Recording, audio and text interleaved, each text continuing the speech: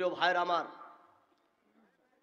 আজকে ইসলামী আন্দোলন বাংলাদেশ কি কাজ করে, ইসলামী এত রাজনৈতিক দল সত্ত্বেও ইসলামী আন্দোলন বাংলাদেশের কেন দরকার, অন্যান্য রাজনৈতিক দল এবং ইসলামী আন্দোলন বাংলাদেশের ভিতরে পার্থক্যটা কোথায়, এটা অনেকেই জানেন। আমাদের সাধারণ ভাই যারা এদেশের কৃষক, শ্রমিক, মেহনতি মানুষ, ব্যবসায়ী ভাইয়েরা, অন্য ভাইয়েরা, তারা অনেকেই জানেন না। আমাদের নেতৃবৃন্দ বিকাল থেকে দীর্ঘ বক্তব্য দিয়েছেন।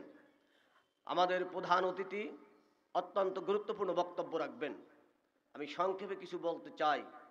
ইসলামী আন্দোলন বাংলাদেশ তিনটা বিষয়ের উপর কাজ করে: ইসলাম, দেশ ও মানবতা। এই তিনটা বিষয় নিয়ে ইসলামী আন্দোলন বাংলাদেশ কাজ করে।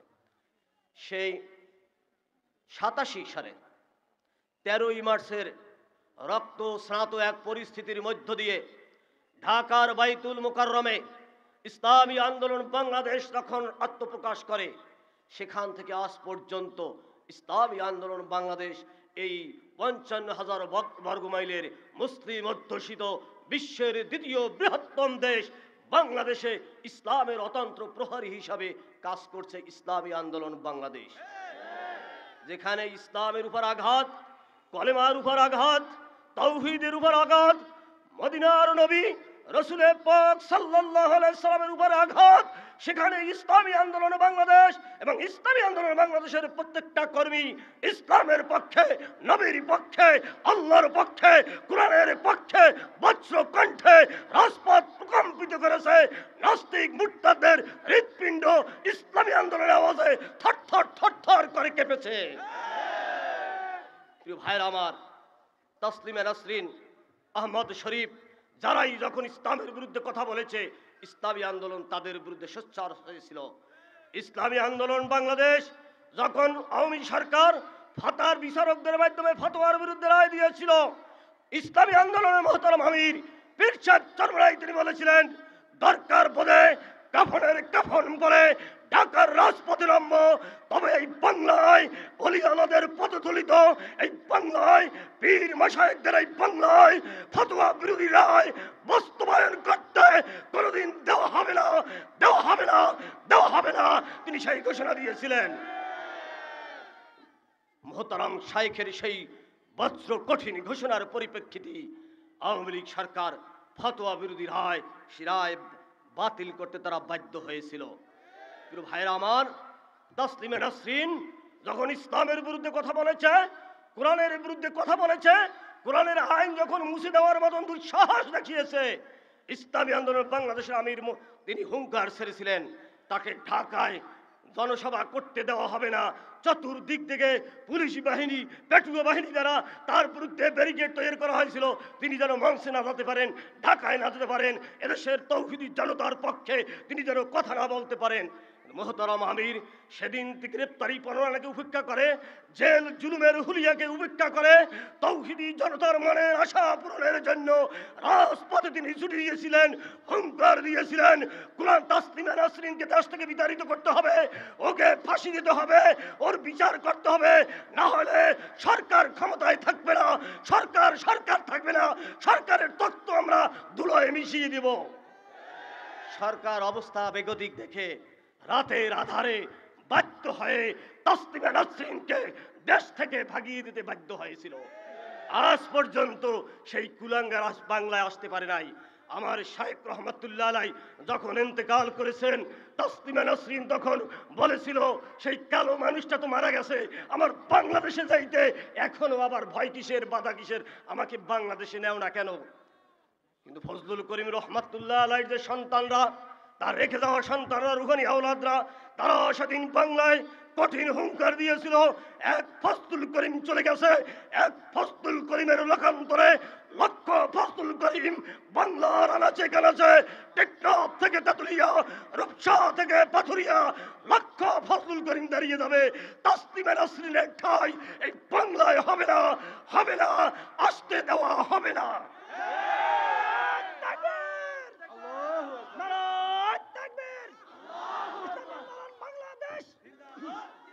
প্রিয় ভাইরা আমার, এভাবে যেখানে ইসলামের বিরুদ্ধে কথা হয়েছে, শত্রুদের আনাগোনা হয়েছে, শকুনির ছায়া যেখানে পড়েছে সেখানে ইসলামী আন্দোলন বাংলাদেশ ভূমিকা রেখেছে ইসলামের পক্ষে।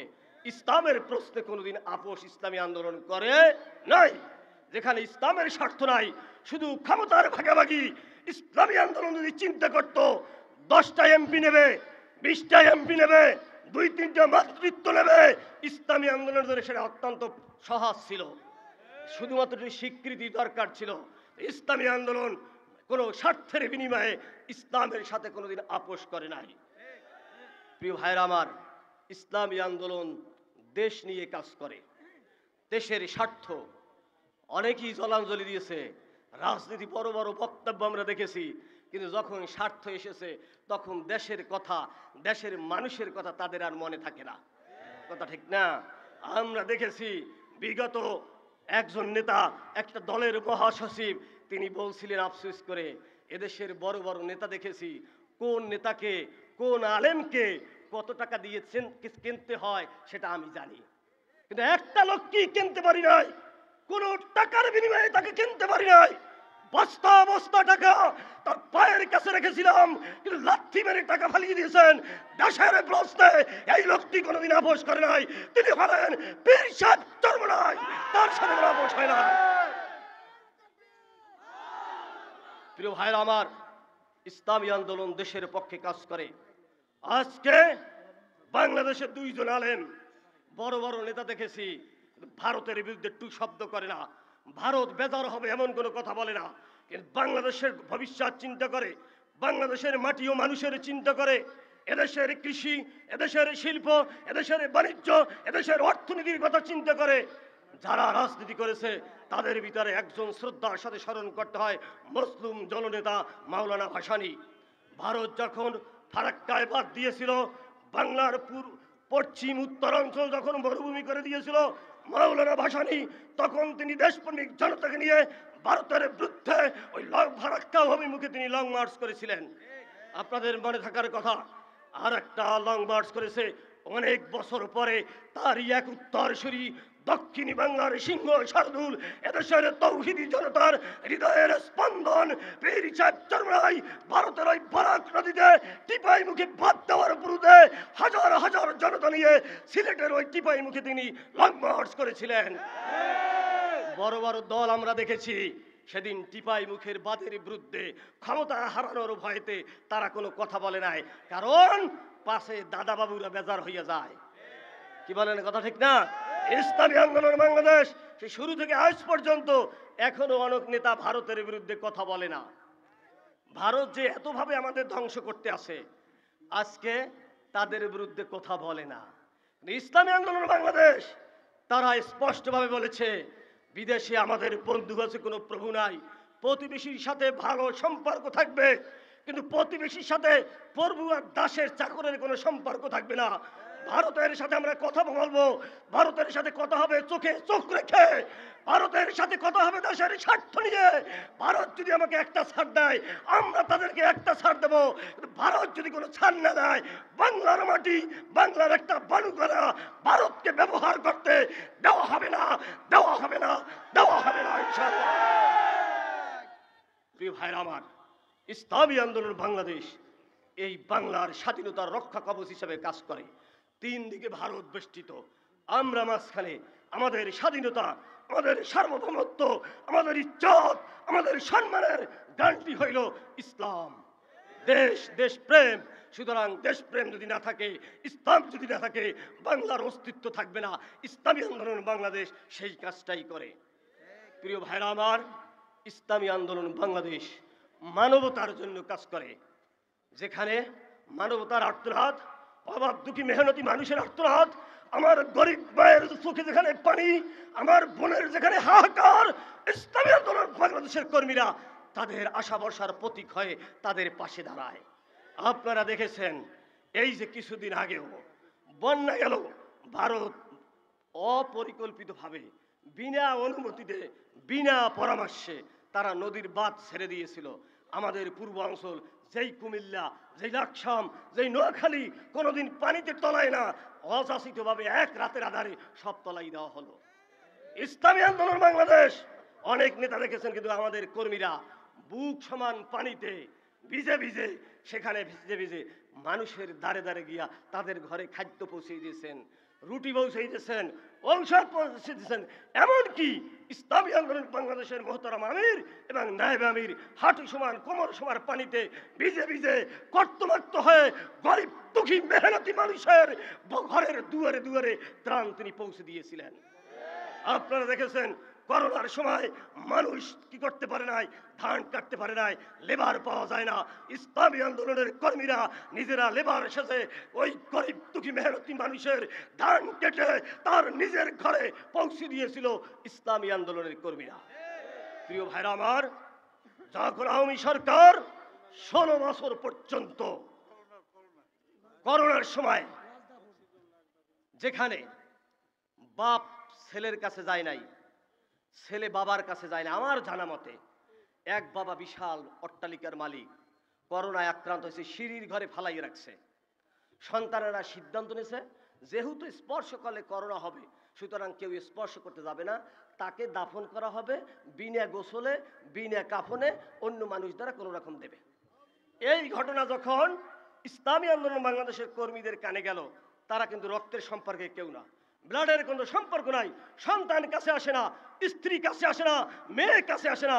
ইসলামী আন্দোলনের কর্মীরা যাদেরকে জীবনে এক সন্ধ্যা ভাত খাওয়ায় নাই, এই ইসলামী আন্দোলনের কর্মীরা মৃত্যুর ভয়কে উপেক্ষা করে ওই ব্যক্তির লাশকে মুসলিম রীতি অনুসারে পরম যত্নে পরম মমতায় তাকে সুন্দরভাবে গোসল দিয়েছেন, মুসলিম রীতিতে কাপড় পরাইছেন, জানাজা পড়েছেন, নিজেরা কবরে রেখে তাকে ইজ্জতের সাথে তারা কবরস্থ করেছেন। শতে শতে প্রমাণ সারা বাংলার আনাচে কানাচে প্রমাণ রয়েছে। প্রিয় ভাইরা আমার, এ হলো ইসলামী আন্দোলন বাংলাদেশ। ইসলাম দেশ ও মানবতার জন্য কাজ করে, শুধু স্লোগানে নয়, বক্তৃতা নয়, কাজের মাধ্যমে প্রমাণ করেছে।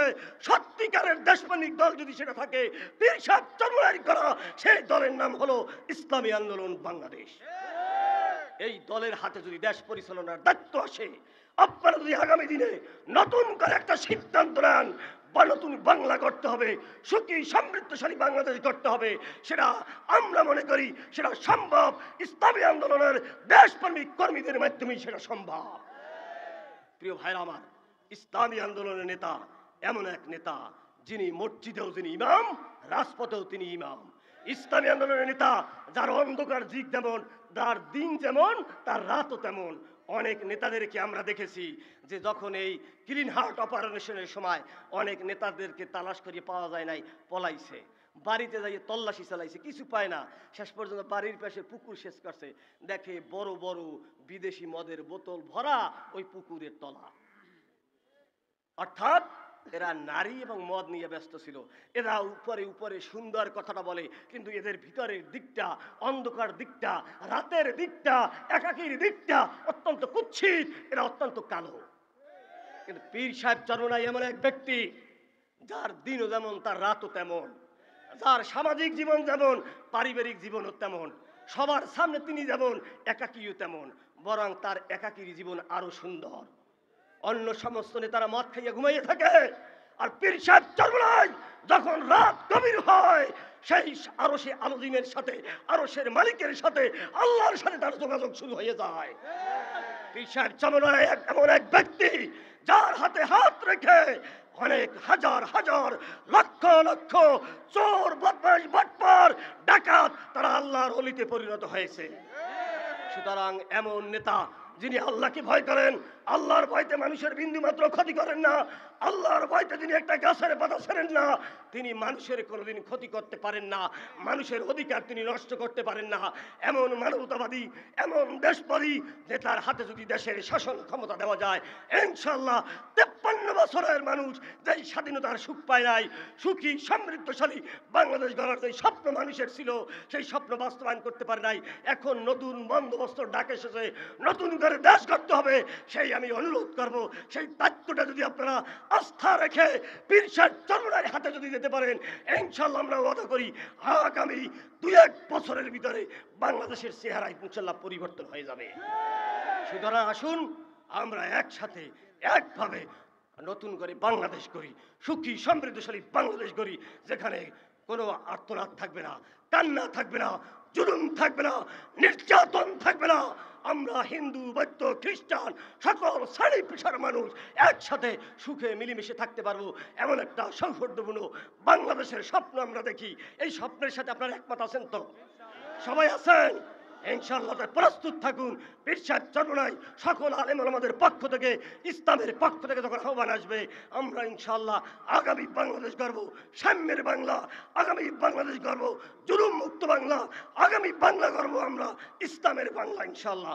আল্লাহ আমাদের সকলকে তৌফিক দান করুক।